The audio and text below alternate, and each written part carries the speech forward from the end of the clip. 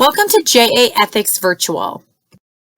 To kick off the program, we are going to hear from JA volunteer Malcom Chapman.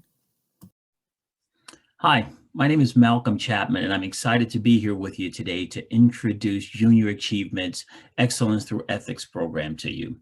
Before I do that, I just want to take a small moment and just say that I hope that this greeting finds you, your families, and your circles safe and healthy as we still struggle with the effects of the pandemic. And I just hope that you're weathering this storm and you get through this the best that we all can. Let me just tell you a little bit about myself before I start to talk about the program. I'm originally from the south side of Chicago. I'm an inner city kid, grew up in a wonderful, phenomenal family that showed a lot of love, a lot of attention, and a lot of discipline at times as well. I was lucky and fortunate to grow up in the family that I did grow up in. I'm a college graduate. I went off to, after college, joined the Marine Corps, became a commissioned officer in the Marine Corps, moved to South Dakota after that, and then met a wonderful woman, and we have three phenomenal young people in our lives, our children, our youngest of which who just graduated from college just last month. I am a former elected official out here in Rapid City, and just excited to be with you. The type of work that I've done over the last 2 decades of my life in particular have been public speaking. I've traveled the country doing public speaking and facilitating meetings and around leadership in local government primarily. Just recently, just this month, I took a position with the city of Rapid City where we're talking about how to heal broken relationships and broken relationships primarily around race between our native and non-native community out here in Rapid City. So that's the work that I do. And again, I'm excited to be here. Why am I here with you today? Well, I think that this is my 19th year volunteering with Junior Achievement. I have volunteered with the elementary school level. I've volunteered at the high school level and at the middle school level, and just find the programming to be wonderful. And I love the interaction with young people and the things that we discover and we learn together. This particular program that you're going to go through is called Excellence Through Ethics. And I was a national trainer for Character Counts years ago. And when I went out to do some of the training, they posed an ethical dilemma for us right off the bat. And I'd like to just share that with you. The dilemma goes like this. Say you're the widowed parent of 3 children. You have no immediate family or close friends. A severe recession has left you jobless for 18 months. Your skills are not in demand. 6 months ago, you started looking outside of your field, increasingly willing to take anything. But even minimum wage positions were scarce and did not pay enough for one person to live on, much less 4. You're in deep debt and you have filed for bankruptcy. The stress has triggered your diabetes. You have no medical coverage. You are 3 months overdue on your rent and you've been served an eviction notice.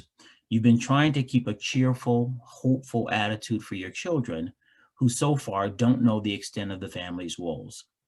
Now you've applied for a job that you applied for 12 months ago has come up.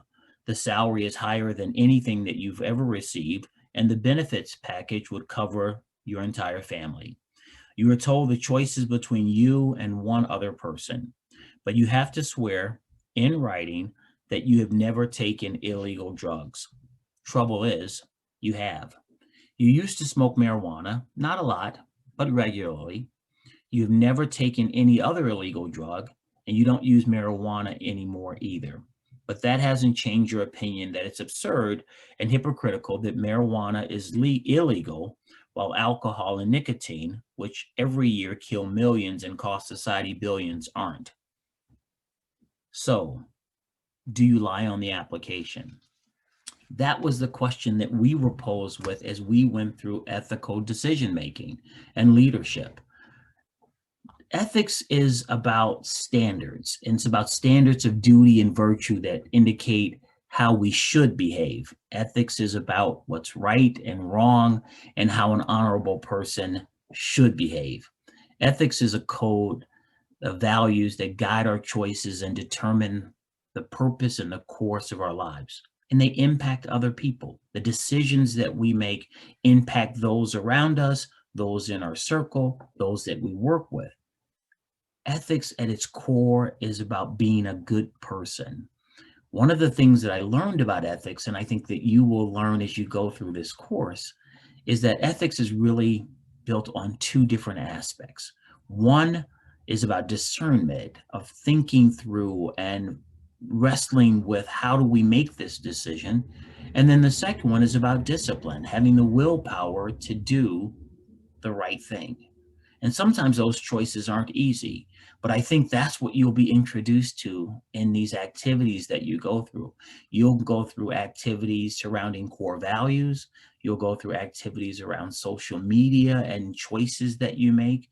You'll go through an activity around business and customer ethics. And I think all the while wrestling with all of these things and then coming up with what's ethical, and then bouncing those ideas off of others as well as you go through those activities. I think you're going to have a ball going through and learning and understanding more about not just ethics, but about yourself. As I remember teaching this course years ago, the students and some of the discussion that they had, I learned so much from. So as you go through the course, continue to think about what ethics is at its core. It's about right and wrong, and it's about how an honorable person should behave. And I think you'll go through that. I'm just going to give just a couple quick examples of some things that are of an ethical nature that I've experienced. When I served on the city council, I was really fascinated with the fact that our city council believed in fairness. We thought that the people who came before the city council, regardless if we voted whatever their issue was, up or down, but they deserved to have the right to come in front of the city council and for us to listen with a certain curiosity to learn from them. That's ethical behavior, and that was ethical decision making, in that we created an environment where people could come and listen. That's ethics around fairness, that every single person that came before the city council deserved to be heard. Whether you agreed with them or not is immaterial, but the ethical thing was to make sure that the environment was there, that was fair, that they could be heard. Sometimes the outcomes they enjoyed and liked, and other times they didn't. That's immaterial. Creating the environment that was ethical is paramount. Another one that I will just say is that if you get a chance to look online, every year there's a list of ethical companies. And I think for 2020, there were 131 companies that were nominated or are honorees for being ethical companies. Some of those companies on that list that you probably will know, I'm going to talk about one of them, and I've worked with several of them, but one of them that I know firsthand, Thrive Financial, a financial institution helping people think about money issues and plan money. But one of the things that makes the company so ethical is that they believe that they have a mission to teach people of how to be generous with their resources, not just their money, but with their time, with their efforts, with their energy, and at times with their money. In addition to thinking about how to be generous, they're also teaching, on the other hand, of how to be wise with money and being good stewards of money as well. So that's just one of the companies that's on there from an ethical standpoint. But take a look at that list. And I think as you go through these activities, you're going to really enjoy. And I think if you put your whole heart into it and lean into it, you're going to actually learn, and you're going to learn with other people, and that we don't all think the same way about this. Good luck. Enjoy junior achievements, excellence through ethics, and have fun with it. Bye-bye. We're so grateful Malcom was able to share that inspiring message with us to kick off our program. The next thing you want to do is click on the session titled JA Ethics Core Values.